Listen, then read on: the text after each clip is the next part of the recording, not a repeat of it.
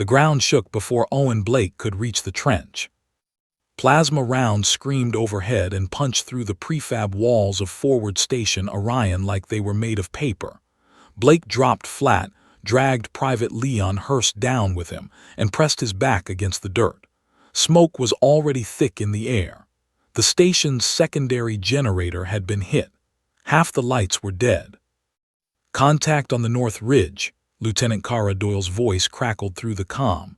"Vorthak advanced scouts at least 40. They're pushing hard." Blake pulled himself up to the lip of the trench and looked out.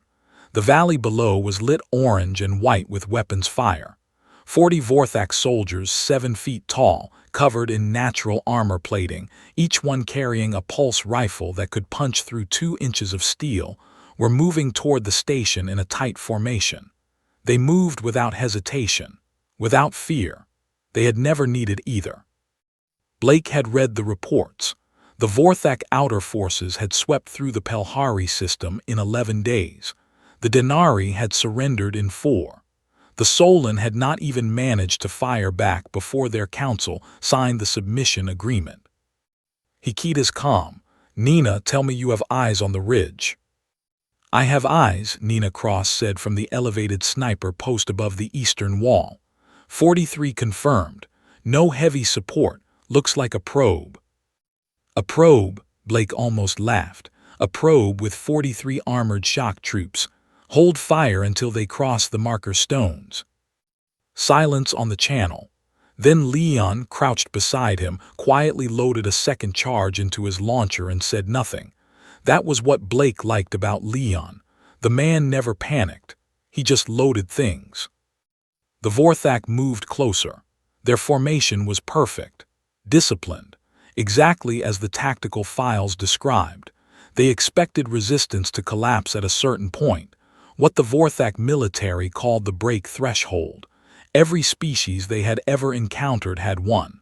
A moment when fear overcame training and soldiers ran or surrendered. They were 20 meters from the marker stones.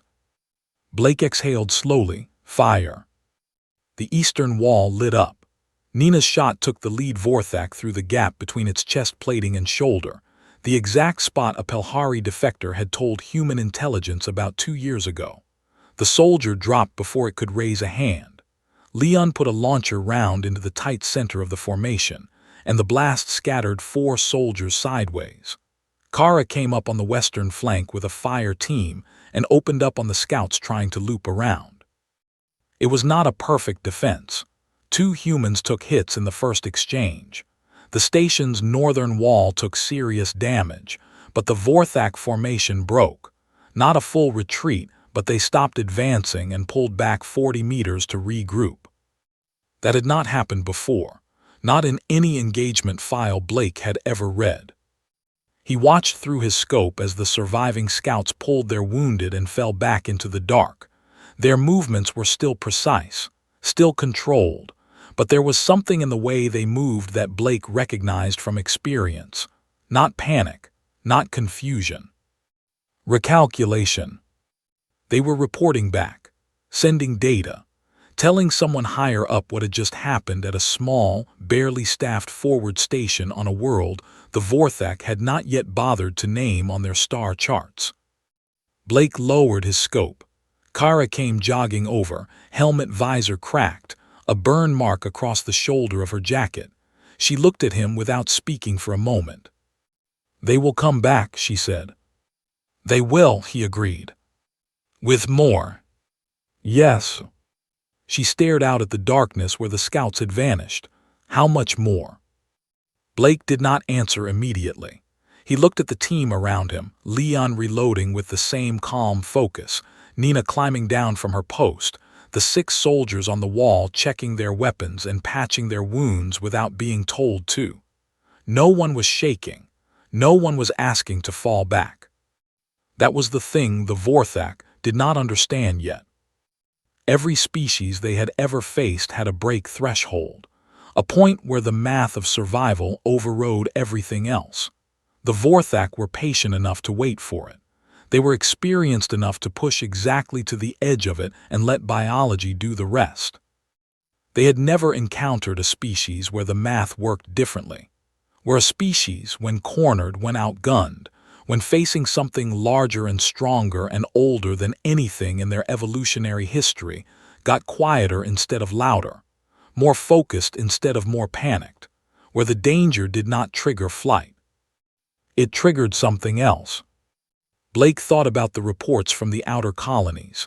3 Vorthak advance encounters in the past 8 months, all repelled, not by superior firepower, not by technology, by humans who simply had not broken when they were supposed to. He thought about what the Vorthak High Command must be thinking right now, reading those reports, adjusting their models. And then he thought about the Krath. Every galactic intelligence briefing for the past 3 years had mentioned them in the same tone, hushed, flat, careful. The Krath, the Vorthak's finest soldiers, not advanced scouts, not occupation forces, the ones sent only when a species required complete and total subjugation. They had ended civilizations that had starships. They had broken armies 10 times the size of anything humanity could field. They had never returned from an engagement having failed. They had never returned having failed. Kara was still watching him. "How much more?" she asked again. Blake pulled his helmet back on and looked toward the dark valley. "More than we have seen before," he said. "Get some sleep. We have about 6 hours." The first Krath transport dropped out of fold space at 3:40 hours, and Admiral George Wren was already awake when the proximity alert hit his screen. He stood at the observation deck of the defense cruiser Endurance and watched the tactical display fill up in real time. 1 transport became 4, 4 became 12. The ships were massive, wider than any Vorthak vessel humanity had catalogued, dark-hulled, carrying no identification signal, no communication ping, no standard arrival protocol. They did not slow. They did not scan. They simply arrived, oriented toward the planet below, and began their descent sequence. Wren had been briefed on the Krath twice. Both times, the intelligence officer had finished the presentation and gone quiet for a long moment before saying, "These are not soldiers in the way we use that word." The Krath were engineered, not evolved. The Vorthak had spent 400 years designing them, selecting, modifying, rebuilding, testing against the hardest things they could find in the galaxy, discarding what failed, refining what survived. The result was something that bore only a loose resemblance to the original species they had been built from. 8 feet tall. Bone-dense muscle over a skeleton that could absorb impacts that would kill most things instantly. Reaction time faster than human nerve signals could match. And beyond all of that, a psychological architecture that felt no hesitation, no self-preservation instinct in the normal sense. The Krath did not weigh danger against survival. They had been remade so that the concept simply did not compute the same way. Wren had asked the intelligence officer what that meant in practical terms. The officer had said, "It means they do not stop." Now 12 transports were cutting through the atmosphere toward forward station Orion and the surrounding valley, and Wren had 6 cruisers, a handful of fighters, and whatever Owen Blake had on the ground. He keyed the fleet channel. "All ships, this is Wren. Hold formation. Do not engage the transports in atmosphere. We hit them in descent. We create debris fields over the colony zones. Wait for ground contact. Then we support Blake's team with everything we have." A voice came back immediately. It was Lieutenant Commander Sam Archer aboard the frigate Caldwell.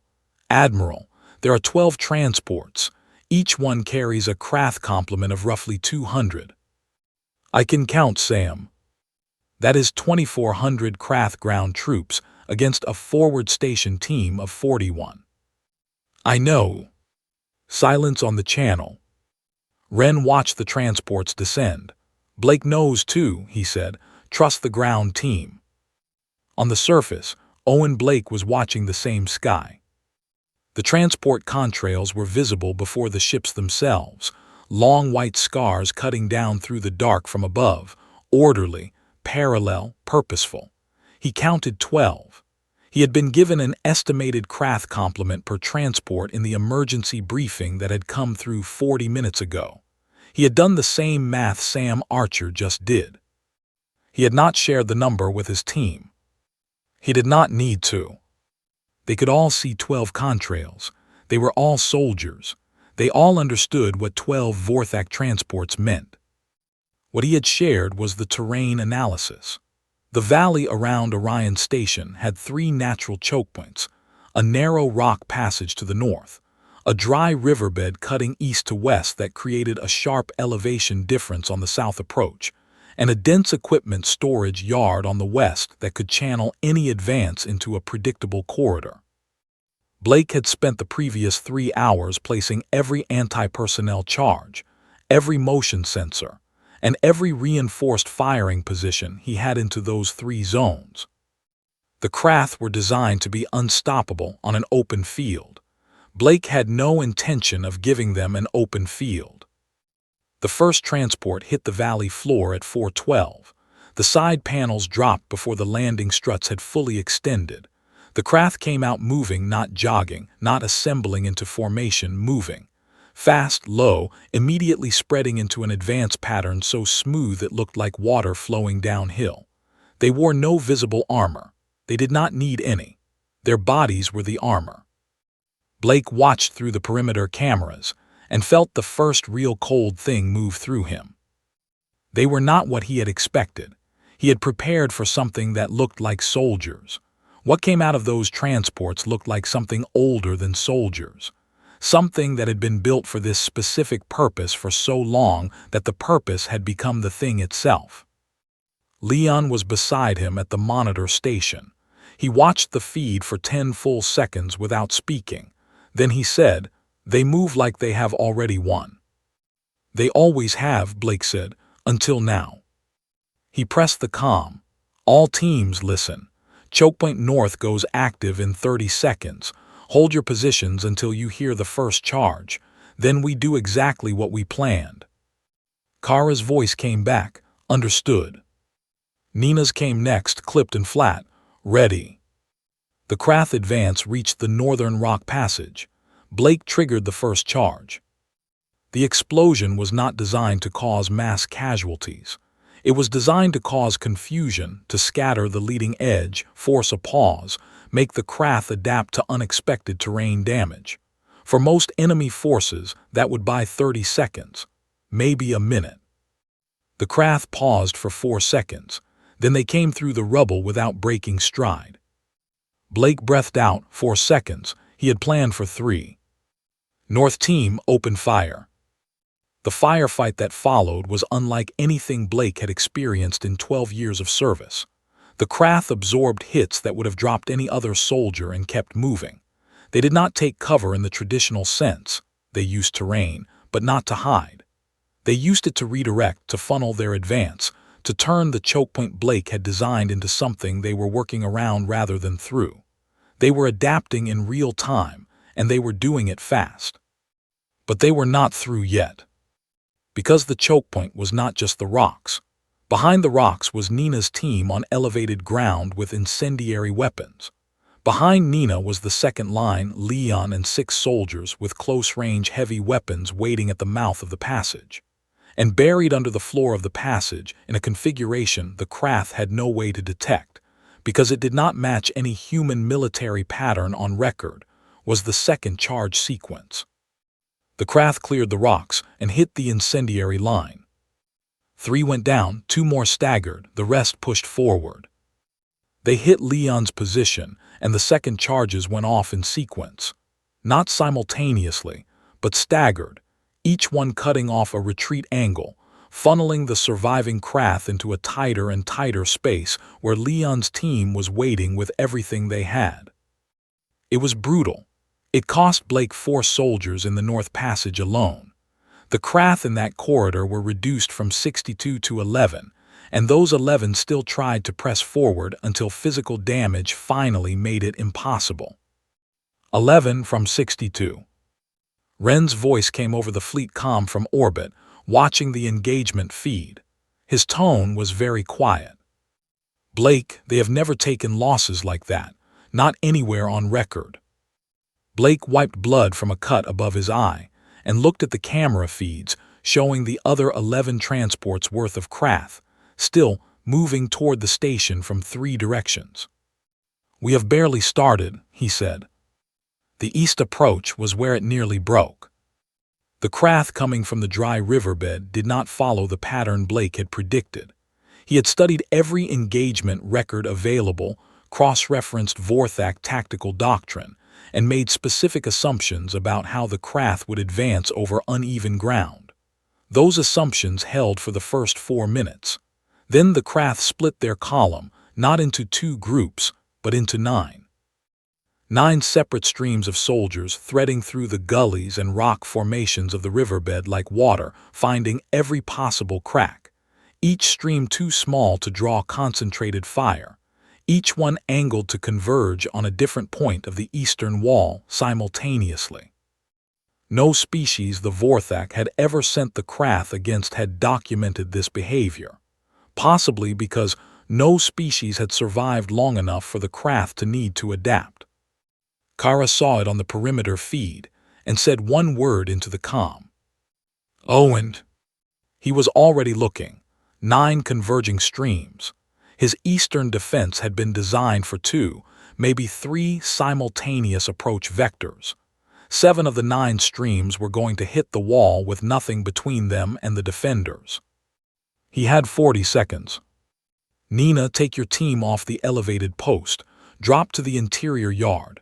Kara, collapse the east line to the secondary barrier. Everyone else close the gaps. Now." There was no argument, no hesitation. The teams moved. The thing about the craft's tactic, splitting into 9 small streams, was that it was brilliantly designed to overwhelm a static defense. The problem was that a static defense was not what the craft were about to hit. What they were about to hit was a defense that had been moving for the last 35 seconds, rearranging itself into something the craft's pattern recognition had not accounted for. The first stream hit the eastern wall and found nobody. They came over the top and landed in the interior yard, directly inside Nina's repositioned team's field of fire, in a space that offered the craft no cover at all. It lasted 11 seconds. 3 humans were hit. 14 craft did not get back up. The second stream hit 2 minutes later and found the secondary barrier fully manned and braced. They drove hard against it, and the fighting was close and desperate. This was not a ranged exchange. This was defense at arm's length, soldiers holding a line with physical strength and will as much as weapons. Blake moved 2 reserve soldiers to reinforce the barrier, and the line held, barely, with a cost he did not want to count yet. The 7th and 8th streams hit simultaneously on the southeastern corner, exactly as Blake had feared. The corner was lightly defended. There had simply not been enough people to put everywhere. 3 craft broke through and were inside the station perimeter before they could be stopped. Leon found them.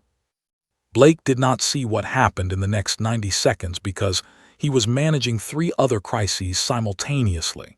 But when it was over, Leon came back to the main defense position with a damaged arm and did not say a word about what had occurred. He simply picked up his weapon with his good hand and asked where he was needed next. Blake looked at him for a moment. "Your arm." "It is there," Leon said. "Where do you need me?" Blake pointed east. Leon went. The craft had expected the eastern wall to be empty by the time their 9th stream arrived. Their tactical model predicted that 8 simultaneous breaches would have drawn every defender away from the center. The 9th stream, their largest, 120 soldiers, hit the eastern wall at full speed, expecting an open corridor into the heart of the station. They found every mine Blake had held in reserve, laid in the 60 seconds between the 8th and 9th streams arriving, in a pattern that existed in no military doctrine, because Blake had drawn it in his own mind 4 minutes ago, based on where the 9th stream would have to go if their goal was the station's power core. The detonation sequence ran for 8 seconds. It was very loud. When it ended, the 9th stream had 12 soldiers remaining. They did not retreat. They pushed toward the station interior, single file through the debris, still moving, still functional. Blake's team met them at the interior corridor and stopped them there. After that, the eastern approach was quiet. Overhead, Ren had been watching the engagement data with 3 senior officers gathered around the tactical display. Nobody was speaking. The numbers were extraordinary. Not just the Krath casualty rate, which was unprecedented, but the pattern. The human defense kept doing something that had no name in Vorthak tactical analysis. It kept not being where the Krath expected it to be. Not through speed, not through numbers, not through technological advantage. Through something Ren struggled to find the right word for, looking at the display. Through thinking. The Krath were designed to defeat strength. They were designed to outlast endurance. They were designed to overwhelm every defense pattern in the Vorthak's extensive catalog of conquered species. But the Vorthak's catalog did not contain a species that responded to overwhelming force by becoming, in real time, more creative, more adaptive, more, and this was the part that seemed almost impossible to process, more engaged. The humans on the ground were not fighting like they were losing. They were fighting like the problem was interesting. Ren's senior tactical officer, a woman named Helen Graft, pointed at the display and said, "They are using a section of the Western storage yard as a redirect channel. That was not in the defense plan I reviewed an hour ago." "It was not in any plan," Ren said. "Blake improvised it. In the middle of a Krath assault." Helen Graft looked at him, apparently. On the ground, Blake was standing at the entrance to the Western storage yard, watching the Krath's third major push begin to funnel into the redirect channel exactly as he had hoped. The channel was a gap between 2 rows of heavy storage containers, wide enough for 3 Krath abreast, long enough that anyone inside it was committed before they could assess what was at the other end. What was at the other end was Kara with 8 soldiers and the last of the heavy output weapons. "Ready?" Blake asked over the comm. "Born ready," Kara said. Then, after a pause, "Actually, I am extremely tired, but operationally ready." He almost laughed. It came out wrong, half a sound, because his ribs were bruised from a blast impact 40 minutes ago and laughing hurt. But it came out. The Krath entered the channel. Kara's team opened fire. When it was over and Blake tallied the numbers, third push repelled, Western storage clear, perimeter holding, he allowed himself 30 seconds of silence. He looked at what was left of his team. 26 soldiers, several hurt, all still functioning, all still looking outward toward the next approach. No one had broken. No one had gone quiet in the bad way. They were tired, they were hurt, they were still here. Blake pressed the fleet comm. "Ren, 3 pushes repelled, perimeter holding. What do you see from up there?" Ren's voice came back measured and careful. "The Krath are regrouping, all remaining forces. Blake, that is going to be a 4th push with everything they have left. They have never done a 4th push. They have never needed one." Blake looked at his 26 soldiers.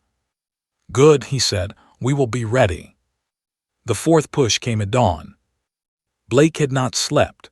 He doubted anyone had. The sky was beginning to turn the pale gray that passed for morning on this world, not a warm dawn, not a beautiful one, just a slow lightening of darkness into something that allowed you to see farther. Which, when the thing you were watching for was a Krath assault force, was not comforting. They came from 3 directions simultaneously. Not 9 streams, not a measured advance. All remaining Krath Blake estimated just under 900 still functional, moving at full speed in 3 converging columns. No feints, no pattern disruption. This was the oldest and most straightforward statement a military force could make. "We have enough, we are coming through you." Blake had 23 soldiers capable of holding a weapon. 3 more were functional but limited by injuries. Nina had a broken hand from a wall collapse in the 3rd push. Leon's arm was worse than he had admitted, and a soldier named Paul Garrett had taken a hit to the knee that left him able to stand but unable to run. They were at every position anyway. He looked at the approaching columns on the perimeter feed. He had no more mines. The heavy weapons were down to one unit, Kara's, still intact, positioned on the west. The eastern and north perimeter walls were damaged. The station's main power was running on emergency reserves. He had 23 functional soldiers, one heavy weapon, and a ruined fort. He had something else, too. He spent 5 minutes on the comm with Sam Archer aboard the Caldwell, Wren listening on the command channel. What Blake described was not a defense plan. It was a sequence of events, a carefully ordered collapse, deliberately staged, designed to look like what it was not. Sam asked 3 sharp questions. Wren said nothing until Blake was finished. Then the Admiral said, "That is either brilliant or it ends badly." "Could be both," Blake said. "Understood, we will be in position." At 6:11, the Krath columns hit the station perimeter and found almost no resistance. The north and east walls, already damaged, gave way immediately. The defenders fell back in apparent disorder. The Krath poured through the breach, 2 columns converging on the interior of the station, numbers overwhelming, unstoppable. They stopped at the center of the station's main compound. The compound was empty, not abandoned in a retreat, empty in a way that felt deliberately arranged. Containers had been moved. Cables ran across the ground in patterns that suggested intent. At the center stood a single figure, Owen Blake, standing in the open, no cover, watching the Krath column stop their advance 15 meters away. The Krath did not charge immediately. That was the first interesting thing. For a fraction of a second, long enough for Blake to count it, they hesitated. Not from fear. The concept was not in their architecture. Something else. Something that might have been the first faint signal of a thing they had never encountered before. Uncertainty. Blake pressed a trigger in his left hand. Every exterior light on the station fired simultaneously, emergency floods, work lights, landing beacons, everything that ran off the emergency reserve aimed inward, aimed at the compound, blinding in intensity. The Krath's visual processing, calibrated for combat, received a wash of light far outside its adaptation range. Not permanently damaging, lasting approximately 4 seconds.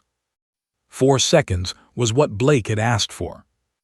From above, the Caldwell dropped below the safe atmospheric engagement threshold, a maneuver that Sam Archer's superiors would almost certainly want to discuss at length later, and put 2 high-precision support strikes into the ground 60 meters outside the station perimeter, on the exact coordinates Blake had given them. Not into the station, not even close to the station. Into the soil between the 3rd Krath column, which had not yet entered the compound, and its 2 lead columns which had. The blast cut the 3rd column off from the first 2. 900 Krath became 2 separate forces that could not easily rejoin.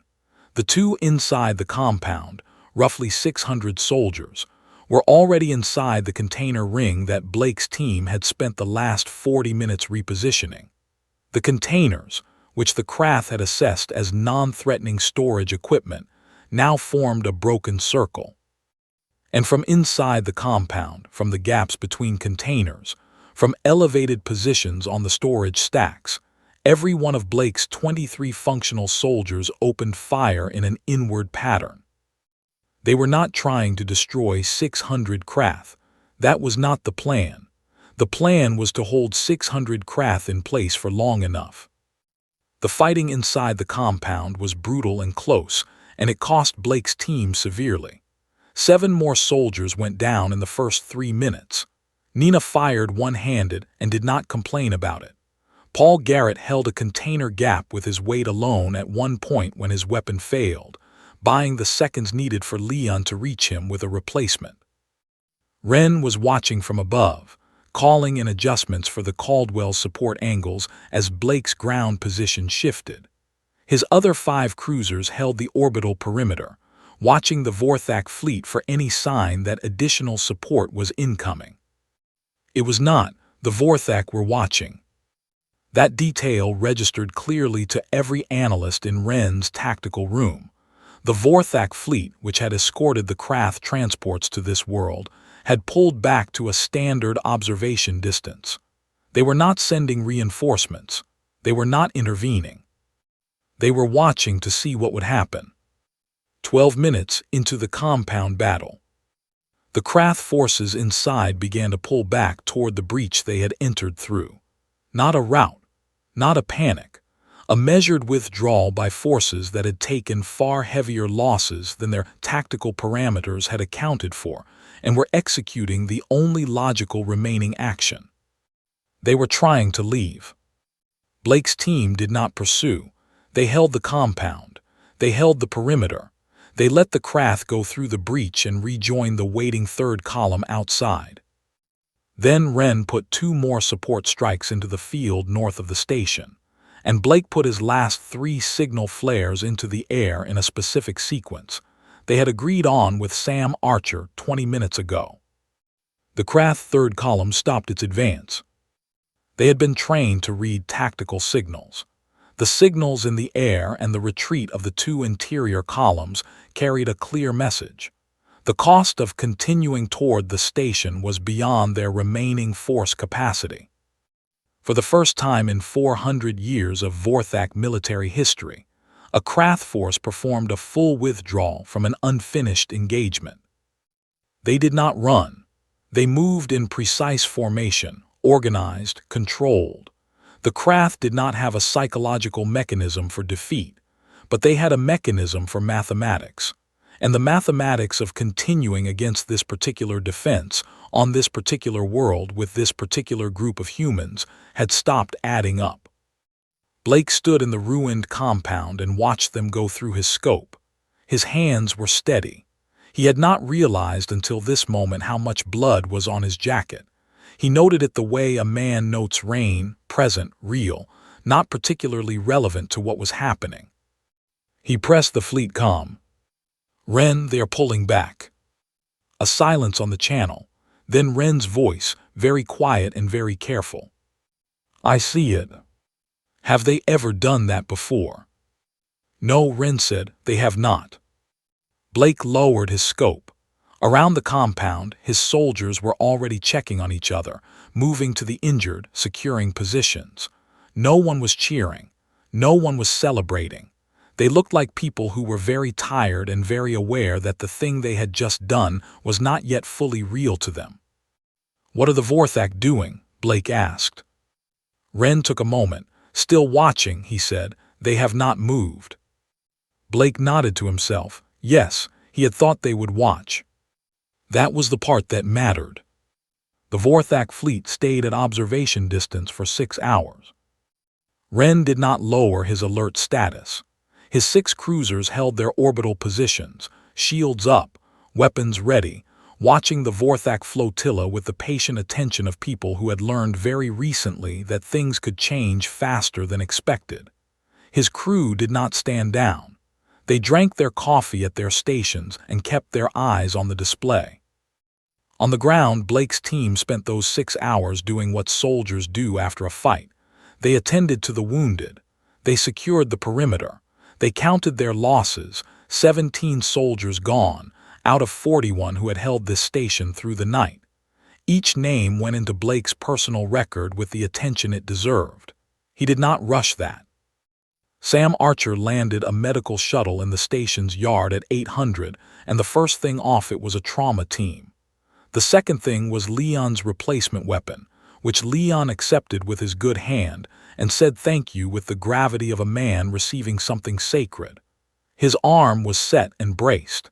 He stayed on the perimeter. Nina's hand was wrapped. She climbed back to the elevated post anyway. At 11:47, the Vorthak fleet moved.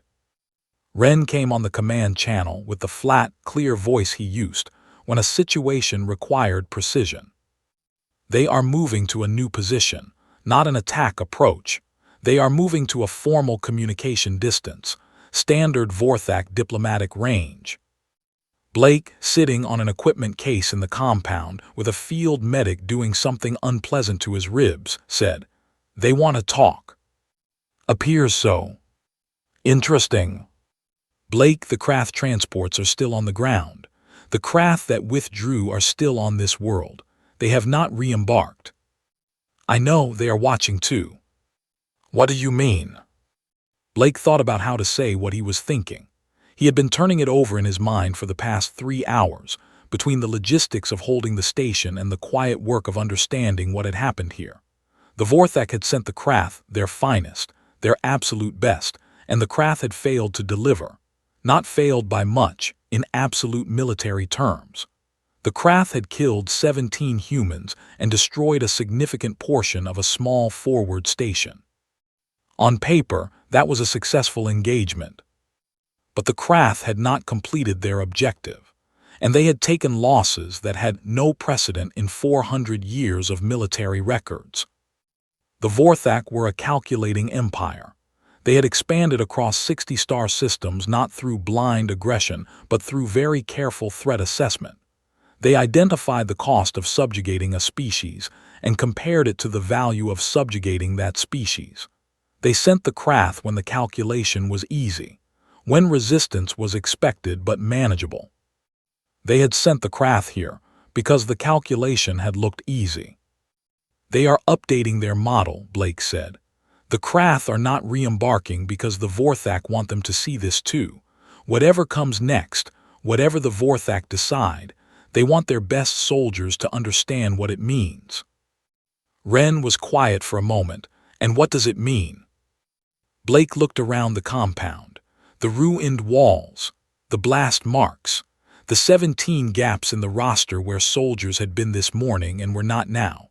The ones who remained, tired and hurt and present, going about the work of holding what they had held. It means the math changed, Blake said. At 12:03, a communication request came through on the standard Vorthak diplomatic frequency. Ren routed it to the surface because Blake was the senior ground commander, and the ground was where this had happened.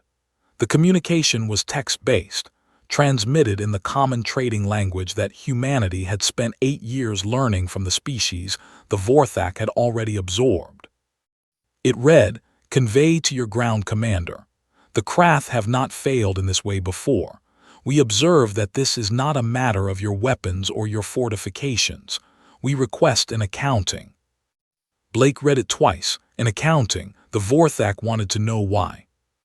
He drafted his response carefully, choosing each word with the awareness that what he wrote here would be read by every military analyst in a 60-system empire, and by the Krath still waiting on the ground below, and by every intelligence service among the species the Vorthak had absorbed, who were watching this exchange through every means available to them. He wrote, "We did not win because our weapons are stronger or our soldiers are larger. We won because our soldiers chose to be here. Everything you build, every weapon, every fort, every tactic works better when the person using it has decided for themselves that this is the line they will hold. You cannot engineer that. You cannot design it into a soldier. It has to be chosen. That is what the Krath ran into, not equipment. Choice." He sent it, then he sat back and waited. The response came 17 minutes later. 17 minutes was a long time for a Vorthak reply. Blake noted that. "We have not encountered this quality at scale in a species before. We require time to revise our assessment." That was all. Ren came on the command channel quietly. "Blake, do you know what they just said in diplomatic terms? They are rerunning the math. They are rerunning the math on humanity, on whether the cost of continuing is worth it." "Yes. And..." Blake looked at the sky. The Vorthak fleet was still at diplomatic distance, holding, not advancing, not retreating. The Krath transports were still on the ground. The 6 human cruisers were still in position. Everyone was waiting. "And we give them time to run it," Blake said. "And while they run it, we build. We station more ships. We reinforce every colony on the outer edge. We make the math harder and harder every day until the calculation comes back impossible. And if it does not, then we hold the next station too." 3 days later, the Vorthak fleet withdrew from the system.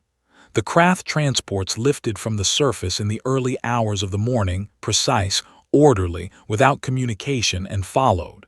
No agreement had been signed. No formal terms had been offered or accepted. The Vorthak simply left. Helen Graft, standing at the Endurance's observation deck beside Wren, watched the last transport fold out of visible space and said, "Is it over?" "No," Wren said, "it is beginning." He meant that there would be more encounters, more stations, more decisions to be made in places humanity had only just begun to reach. He meant that the Vorthak would revise their model and eventually return with a different approach. He meant that the galaxy had noticed what had happened here, and that noticing would have consequences, some welcome, some not. He meant all of that. But he also meant something else. Something he did not say out loud because it was the kind of thing that sounds too large when you put it in words. In 60 years of expansion, the Vorthak had encountered species that were stronger, faster, better armed, more numerous, more ancient, more advanced. They had encountered species with better weapons and species with better ships and species with better biology. They had never before encountered a species that answered the presence of the craft with the specific quality that Owen Blake's team had shown in the dirt of that valley. Not courage. Courage was in the catalog. Courage was manageable, predictable, breakable.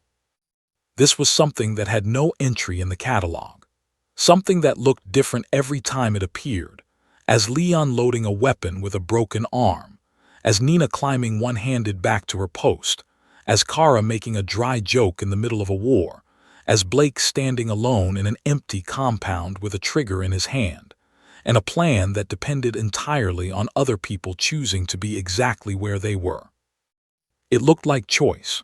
It looked like the thing that happened when a species decided that what they were defending was worth the cost of defending it, not because someone above them had calculated the odds, but because they had looked at the line and decided for themselves that this was the line. The Vorthak had sent their fiercest. Nothing had returned.